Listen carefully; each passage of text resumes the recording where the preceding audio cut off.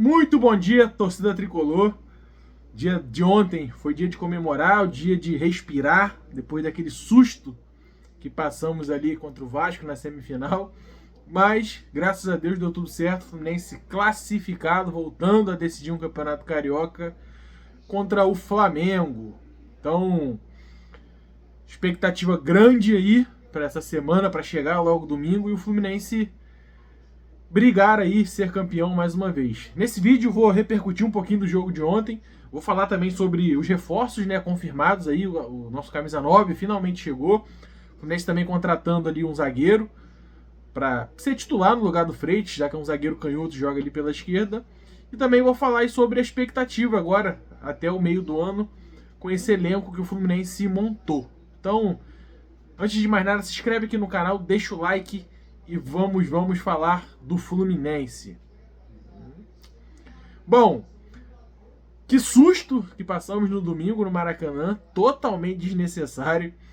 O Fluminense levou a sua torcida ali a passar minutos de desespero, de angústia, de preocupação, de ser eliminado para o Vasco mais uma vez. E não seria, falando de bola e campo, injusto, tá? Porque o Vasco foi melhor do que o Fluminense ontem. O Vasco entrou com muito mais vontade do que o Fluminense. E podia sim ter se classificado ainda no tempo normal. Aquele pênalti que o Fábio pegou, alguns contra-ataques ali perigosos. E o Fluminense não assustou o Vasco em nenhum momento. O Léo Jardim não fez uma defesa no jogo. A única bola que foi ao gol foi o gol do Fluminense, do gol de pênalti do Ganso. Mas o importante foi que no final deu tudo certo. O Fluminense garantiu ali a sua vantagem do empate e avançou a grande decisão do Campeonato Carioca. E decisão essa que acontece no próximo domingo em jogo único, com torcida dividida no Maracanã. Então, o Fluminense pega o Flamengo, que vem de uma crise, né? Depois de perder 2 títulos, o Felipe Luiz balança no cargo. Eu acho loucura, né? Já que de tudo que eles ganharam na temporada passada, se contar aí com uma demissão do Felipe Luiz, eu acho uma loucura. Mas isso é o futebol brasileiro e, como diz o Abel Braga, que se fodam eles. Então, vamos chegar na nossa melhor fase. O Fluminense que faz bons jogos contra o Flamengo. O Zubeldia tem ido muito bem nos clássicos e a expectativa é de que o Fluminense vença. Bom, falando do jogo, o Fluminense poderia ter matado o confronto logo ali com 3 minutos de jogo, um pênalti que o Canóbio sofreu. E assim, eu não consigo criticar o René, tá? O René, eu lembro de 2 pênaltis do René, aquele contra o Flamengo, jogando ainda no Flamengo, contra o Emelec no Maracanã, ele bateu muito bem. E ele também bateu contra o Vasco na Copa do Brasil no ano passado e fez. Então, olhando as opções ali no momento, eu não achei nenhum absurdo o René bater. Não queria que o Canóbio batesse, eu não queria que o John Kennedy batesse. O Serna nunca bateu pênalti no Fluminense. O Martinelli também não. Talvez o Acosta poderia ter batido, mas não bateu. E acabou que o René teve coragem ali, teve culhão, botou a bola embaixo do braço, bateu e perdeu. A gente pode criticar a forma que ele foi para a bola, já que o Léo Jardim é um goleiro que não costuma arriscar canto antes, ele espera ali até o último minuto. Acho que o René pecou nisso, foi muito devagar, muito devagar. Acho que ali um pênalti desse, contra esse tipo de goleiro, você tem que vir já na velocidade, escolher o teu canto e bater. A probabilidade de fazer o gol é muito maior. Mas ele bateu da maneira que ele bate e acabou perdendo. Com isso deu um ânimo pro Vasco, pra torcida do Vasco, que não compareceu no Maracanã ontem, um público baixo, assim, até estranho, a torcida do Vasco que costuma aparecer, costuma apoiar. Ontem foi um público muito baixo. E isso fez com que o Vasco crescesse. O Vasco, a partir desse momento, melhorou na partida. Foi encurralando ali o Fluminense. A saída de bola do Fluminense ontem muito ruim. O nosso sistema defensivo inteiro muito mal. E calhou ali de uma bola saída errada do René. Cedeu um escanteio para o Vasco. E nesse cruzamento, o Saldívia cabeceou. O Fábio fez um milagre. E no rebote, o Robert Renan acabou abrindo ali o placar. E assim, eu no Maracanã, eu no estádio, eu tava pedindo pro primeiro tempo acabar, tá? Porque estava muito mais propício para o Vasco fazer o segundo ali e ir para o intervalo com 2-0, uma vantagem muito grande, do que o Fluminense fazer um gol e empatar a partida. Então o Fluminense voltou para o segundo tempo sem alterações, o Vasco continuou melhor no jogo. A nossa dupla Freitas e Gemes muito mal na partida ontem, muito insegura. O Samuel Xavier também não gostei. O René, acho que dá para falar que foi uma das piores partidas do René com a camisa do Fluminense. Depois das mexidas do Fluminense deu uma melhorada ali, entrou o Arana, entrou o Savarino. Ele jogou o Serna ali para jogar de 9, que para mim não surtiu muito efeito, tá? Acho que o John Kennedy estava até segurando algumas bolas ali. Sei que não é característica do Serna, mas talvez eu tivesse tirado o Serna e deixado o John Kennedy ali de centroavante. Mas as mexidas melhoraram o Fluminense. Mesmo o Fluminense melhor, num contra-ataque ali, o Vasco teve um pênalti cometido pelo Freitas para acabar de enterrar aí o Freitas no Fluminense. Não tem mais justificativo para o Freitas continuar sendo titular. E por nossa sorte, nós temos uma lenda no gol, um cara que é um deus da posição.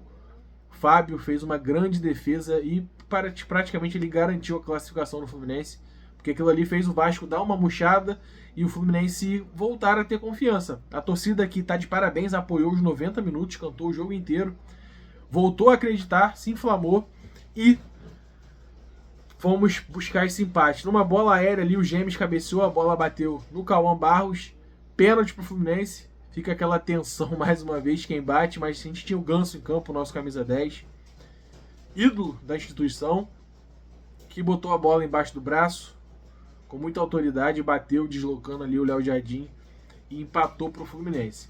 Naquele momento do jogo, era mais propício o Fluminense fazer o segundo do que o Vasco fazer o segundo, porque o Vasco saía com tudo, o Fluminense começou a se portar melhor na defesa, a entrada do Arana ali melhorou, entrou também o Ignacio, que estava fresco ali, estava mais fresco no jogo, né, mais descansado, e o Fluminense não sofreu mais, o Vasco não conseguiu assustar o Fluminense, o Vasco fez algumas mexidas, entrou o Spinelli, entrou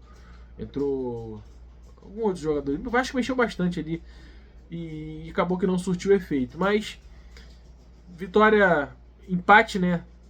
Culposo, o Fluminense passa no empate, mas jogo mata-mata, assim, o importante é você garantir a vaga e avançar a finalíssima.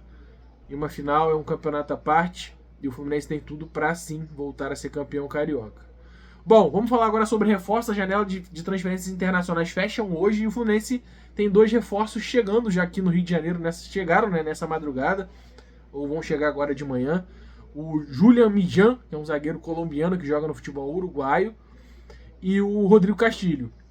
O Mijan é um zagueiro canhoto, 27 anos, jogava no Santa Fé da Colômbia e agora joga há 2 anos no Nacional. Sabemos que o Campeonato Uruguai é um campeonato fraco de nível, mas ele tem bons números na Libertadores também. Fez até um gol contra o Internacional ano passado no Beira-Rio. Um jogador super recomendado por vários scouts aí da América do Sul. E acho uma boa aposta para o Fluminense, até porque foram valores baixos ali, 4 milhões de dólares mais um de bônus.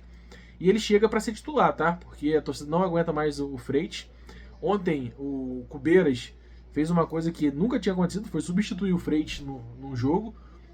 Substituir um zagueiro, né? Porque o Freitas estava totalmente perdido, totalmente... Não tinha mais condição do Freitas continuar no jogo. E o Mijan chega aí para ser titular no Fluminense, buscando aí uma oportunidade na Copa do Mundo. Tem tudo aí para se destacar aqui no Rio de Janeiro e fazer uma boa história com a camisa do Fluminense. O outro reforço que chega é o nosso sonhado camisa 9, talvez não sonhado no nome, porque queríamos um reforço talvez melhor. Minhas luzes aqui apagaram, deixa eu ligar de novo aqui, só um minuto.